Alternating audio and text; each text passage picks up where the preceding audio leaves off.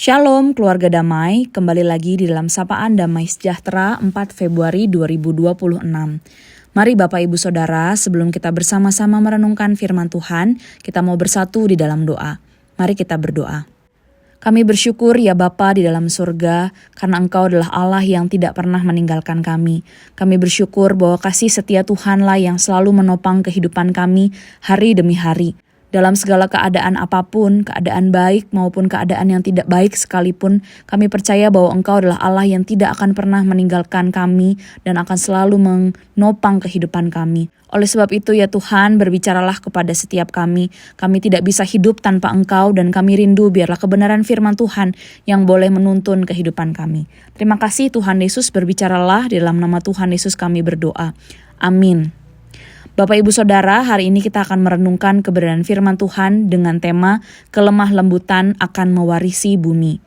Bapak Ibu Saudara, bagian firman Tuhan yang akan kita baca pada hari ini terambil dari Matius pasal ke-5 ayatnya yang ke-5.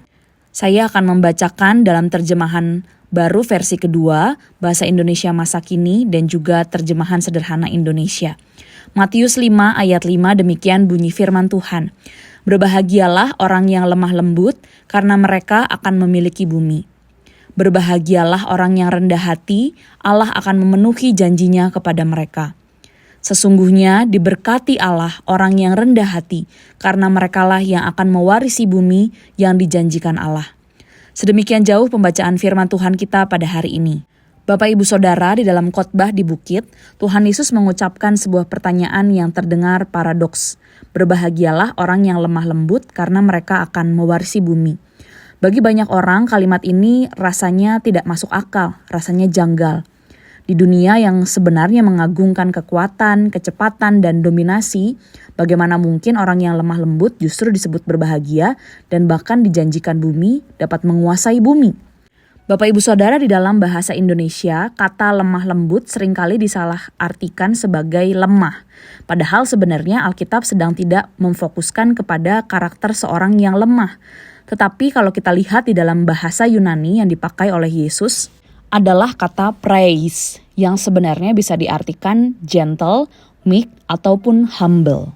Lemah lembut mengacu pada kelemah lembutan atau kerendahan hati dari seseorang. Lemah lembut bukan berarti tidak punya kekuatan, tetapi kelemah lembutan ini berarti merujuk kepada kekuatan yang terkendali.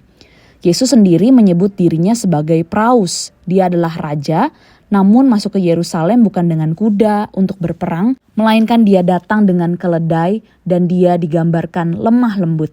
Ia memiliki semua kuasa, tetapi dia tidak menyalahgunakan kekuasaannya itu. Inilah makna dari kelemah lembutan, memiliki kuasa tetapi berserah kepada Allah dan menggunakannya demi kasih, bukan hanya ego semata. Bapak Ibu Saudara, kalau kita bayangkan perbedaan antara karet dengan porselen. Porselen itu digambarkan seperti bentuknya keras, tetapi sebenarnya rapuh. Ketika jatuh dan tersenggol sedikit saja, maka akan pecah, bukan? Tetapi kalau kita melihat karet itu lembut, tetapi juga kuat dan juga lentur. Dia lebih tahan terhadap tekanan dan bahkan tidak mudah hancur.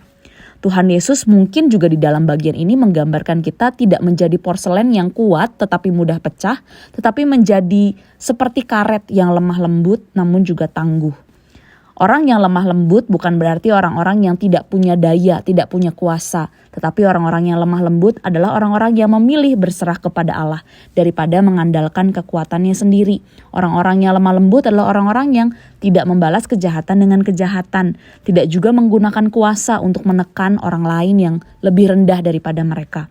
Orang yang lemah lembut juga belajar untuk menunggu pertolongan Tuhan tanpa menyimpan kepahitan dan bahkan mengomel, mengeluh.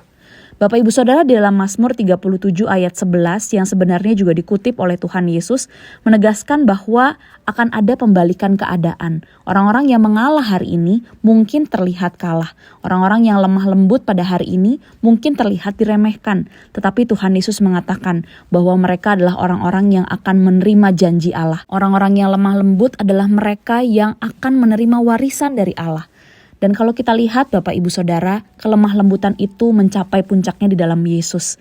Bukankah dia adalah Allah yang datang ke dunia untuk merendahkan dirinya, mati dan taat sampai mati. gambaran yang sempurna, kelemah lembutan yang sejati dapat kita lihat di dalam pribadi diri Yesus sendiri. Dia adalah Allah yang sejati, Allah yang sanggup, Allah yang berkuasa. Tetapi dia mau datang merendahkan diri, justru menjadi hamba dan bahkan mau mati, taat mati di atas kayu salib. Bapak Ibu Saudara, demikianlah Tuhan Yesus berkata kepada setiap kita. Setiap kita yang lemah lembut akan mewarisi bumi. Bukan yang paling keras, bukan yang paling agresif. Tetapi setiap kita yang mau belajar hidup di dalam kerendahan hati. Menyerahkan hidup kita di dalam Tuhan dan percaya bahwa kasih Allah yang akan menopang kehidupan kita. Lalu bagaimana Bapak Ibu Saudara kita hidup sebagai orang-orang yang lemah lembut pada hari ini? Kalau kita lihat lemah lembut ini bisa dapat kita aplikasikan di dalam relasi kita sehari-hari. Ketika kita berada di rumah, di gereja, di tempat kerja, kita mungkin merasa punya hak untuk membela diri kita. Kita membalas kata-kata kasar atau membuktikan bahwa kita ini benar dan orang lain salah. Tetapi Bapak Ibu Saudara, orang-orang yang lemah lembut bukan berarti selalu diam, tetapi memilih cara yang tepat untuk tidak melukai orang lain. Berani berbicara tetapi tidak merendahkan orang lain. Berani untuk menegur tetapi dengan kasih dan bukan dengan emosi. Lemah lembut adalah kekuatan untuk kita menahan diri kita ketika sebenarnya kita bisa untuk menang. Dalam kehidupan sehari-hari ketika kita juga diberikan jabatan atau posisi, kita juga melihat bagaimana sebagai orang tua, pemimpin, atau bahkan sebagai pelayan, sebagai guru dimanapun Tuhan percayakan jabatan itu kepada setiap kita, lemah lembut berarti tidak memanfaatkan posisi atau apa yang kita bisa lakukan untuk menekan, mempermalukan, atau mengontrol orang lain. Tetapi kita percaya bahwa apa yang Tuhan percayakan ini adalah sebuah kesempatan untuk kita bisa menjadi berkat bagi orang lain. Ketika kita melayani, kita juga belajar dengan kerendahan hati kita, dengan lemah lembut. Kita melayani dengan sungguh-sungguh, dengan hati yang tetap rendah dan hanya untuk memuliakan nama Tuhan, bukan untuk mencari nama atau kemuliaan bagi diri kita sendiri. Bapak Ibu Saudara, bagian firman Tuhan pada hari ini nampaknya begitu sederhana untuk kita baca. Tetapi di dalam kehidupan sehari-hari seringkali ada banyak tantangan untuk kita mengakukan bagian firman Tuhan ini. Tapi sekali lagi biarlah kelembutan, kasih daripada Tuhan, kerendahan hati yang Tuhan teladankan di dalam kehidupan kita. Kiranya kelemah lembutan dan kerendahan hati Kristus itulah yang juga boleh kita pandang dan kita lakukan di dalam kehidupan sehari-hari. Kasih Kristus yang akan menolong kita juga untuk melakukan kebenaran firman Tuhan ini. Mari Bapak Ibu Saudara kita merenungkan firman Tuhan ini dan kita berdoa. Kami mengucap syukur ya Tuhan bahwa Engkau adalah Allah yang mau mengasihi setiap kami. Engkau mau meninggalkan surga yang mulia, merendahkan dirimu, datang ke dunia, menjadi manusia, dan dengan kelemah lembutan, dengan kerendahan hati, Engkau mau melayani kami terlebih dahulu. Engkau bahkan mau taat sampai mati di atas kayu salib. Itu semua karena kasih Tuhan kepada setiap kami. Kami bersyukur bahwa kasih Tuhan yang begitu besar dalam kehidupan kami itu, dan kami percaya bahwa kasih Tuhan juga yang akan memampukan kami untuk melakukan kebenaran firman Tuhan ini. Tolong kami ya Tuhan untuk belajar lemah lembut, rendah hati seperti Tuhan. Tuhan tolong kami untuk mengaplikasikannya di dalam kehidupan kami hari ini. Dan bahkan sampai Tuhan datang kedua kalinya, kami boleh sungguh-sungguh menghidupi dan bahkan menyaksikan bagaimana kehidupan Tuhan di dalam kehidupan kami. Terima kasih Tuhan Yesus. Di dalam nama Tuhan Yesus kami berdoa dan mengucap syukur. Amin.